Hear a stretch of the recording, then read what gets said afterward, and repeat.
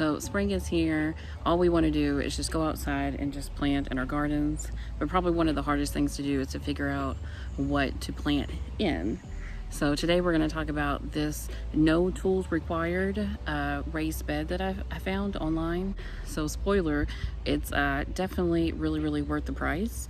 But there are a couple of things I noticed that you might want to think about before buying a bed like this. I've had this bed for probably about 2 months now. I've been planting in the bed for probably at least the past 30 days, maybe a little over. But before we talk about all of that, I've got to show you how to build it. I'm going to start off with measuring the area and then putting down landscape fabric. Because I do have such a cheap wooden bed, it only cost me $200. With most wooden beds, that's the first thing that goes, is the very bottom of the bed. Because it is wood, it does rot out. But price is definitely a plus, and it is lightweight. I started off with just putting the beds in place. That way I knew exactly how big it was, and you can see here it just slips right into place. There's no tools that you need. Everything's pre-cut.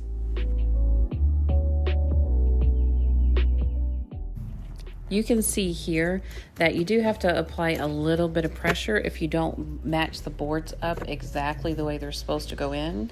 So if you have mobility issues, that's something to think about. It does come with screws, so you can put these little decorative tops on, but I would not trust screws with this bed specifically. You can see here there's splits in a lot of these little joints that are supposed to hold it together. I will say, look how pretty it looks.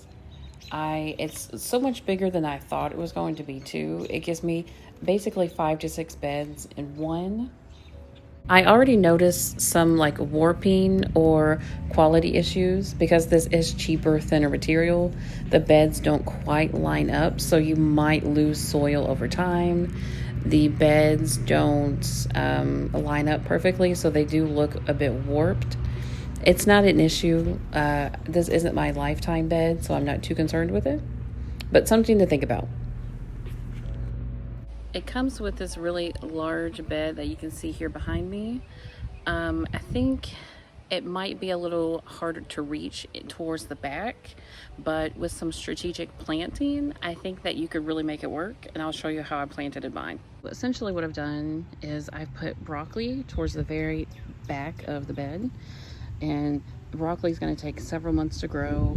It's not something I'm going to really need instantly. I also have little onions interplanted, which are going to take several months.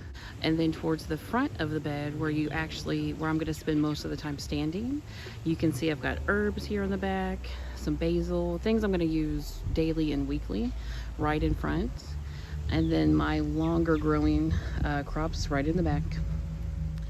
I would consider these to be a good starter bed, meaning like for me, I transitioned from container gardening into actually on the ground in a bed with a lot more space. So if you go into it knowing that, I don't think you're going to be disappointed with this style of bed. I would say 3 to 5 years is probably the lifetime of one of these beds. If you're wanting something that's like more 10 years of use, I would go for one of like the larger like Birdie's beds, Vigo beds that are actually steel and coated. Those will last you a long time. But I think with the protections I put down in place, along with my expectations, I'm not going to be disappointed. If you want to see some more videos here about me gardening, just daily vlogging, that kind of stuff, click right here.